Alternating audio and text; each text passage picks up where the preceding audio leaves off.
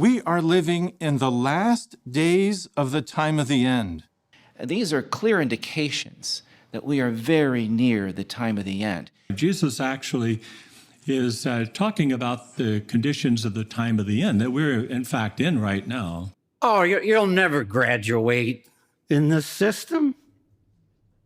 Not going to happen. Let's close our eyes for a minute and really think about what an organization that's been claiming the end is right around the corner for decades would do. Option A. They would use their billions of dollars of assets to help support their followers so that way they can make it to the end. The dictionary says it's a selfish, excessive desire for more of something such as money than is needed. For your convenience, donations can be made online. Donations can be made online. Donations can be made online at... To regularly donate electronically. Option B. They buy a $28 million, 200,000 square foot office complex that's 2.5 hours away from their main headquarters and never really tell their followers about it. Or option C, be honest with their members and let them know that they themselves don't really know when the end is going to be and have no way of telling, and therefore they should follow the organization's example and plan ahead for the future. Not this time. No, not this time. It's totally made up. Pure fiction. It's fiction. It's fiction. We made it up. We made this one up. It's a made-up tale. It's a total fabrication.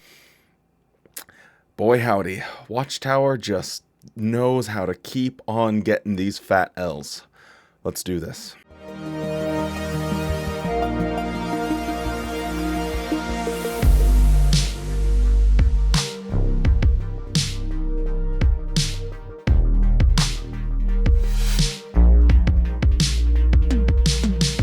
Welcome back to the JW Thoughts channel. My name is Wally, and today we are looking at some news that I came across of Watchtower buying a property. It's really wild to me for several different reasons, but before we get fully into it, don't forget to drop a like on this video. It helps it get out to more people on the YouTubes, and the algorithms and myself are very happy when you do such, and consider subscribing to the channel if you do enjoy this content. With all of that out of the way, let's get fully into this. Okay, so let's look at this article. We see here, this church buys Geico Woodbury property for $27 million. Now, the first thing that came to my mind was when this came out, it was relatively close to when they released how much they spent in humanitarian aid for the year of 2022. And if you guys didn't see that video, they claimed and announced to the world, very stupidly, that they only spent $12 million. Now, for anyone that was thinking, well, at least they spent $12 million, you know, blah, blah, blah, they're still patting themselves on the back about that. Now, look, around the same time, they're dropping $27 million for this property. Now, why in God's green earth are they buying a 200,000 square foot office complex? As we know, Watchtower is pretty much stagnant as far as their numbers go. They're only increasing by slightly less than 1%. So the Watchtower isn't going anywhere. Jehovah's Witnesses aren't gaining this influx of members, and they therefore need these offices to be able to deal with all of the mail and literature and whatever else they do at Bethel. None of that's happening. So why are they buying this? And the answer is we don't know, but I like to at least throw Wally's little speculation in here. So let's jump into Wally's speculation corner, because in this article, it mentions this. In 2021, Geico was in contract to sell its Woodbury property to a New Jersey-based developer, but the deal fell through when it became apparent that the town of Oyster Bay wouldn't allow a redevelopment of the site into a warehousing and distribution complex. Real estate sources say Geico would have realized close to $48 million if that first sale would have come to fruition. $48 million. Now, again, we're just taking this article. I don't really know. I haven't contacted any of these real estate agents or real estate sources. But if this article is to be believed, Watchtower bought this at a phenomenal value. An absolute barn burner sale. They were just ready to swoop in.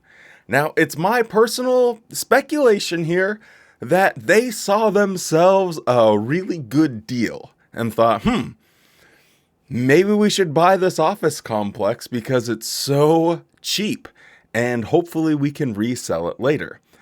That is my personal, because I can't imagine them buying this office complex for any sort of strategic regions. It's so far away from their Warwick complex. I'll put it on screen here now.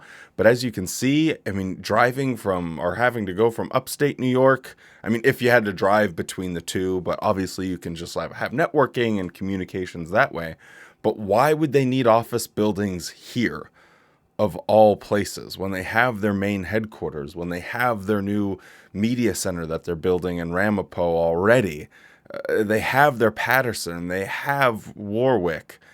They already have so much going on in upstate New York. What possibly could the function be of this? Now, also, why don't they add this to their announcements? Because I think if I was a Jehovah's Witness, I would find it very curious. And the evidence of why I suspect that people would find it pretty curious is when I was a Jehovah's Witness, everyone was talking about the selling off of all their Brooklyn property. Everyone in the congregations and the circuit, everyone was always discussing it. Every time I was out in service, people were always talking about how much they were making and, what was going on with that. The Jehovah's Witnesses are fascinated whenever Watchtower is doing sort of these big real estate deals, and I think they would be fascinated to know. But there is a 0% chance that they would ever actually come out and say, hey, we bought this massive property. Here's what we're planning on doing with it, because they have the number there. Boom, $27 million. Then Jehovah's Witnesses are all going to start writing in and asking, why the heck are you buying that?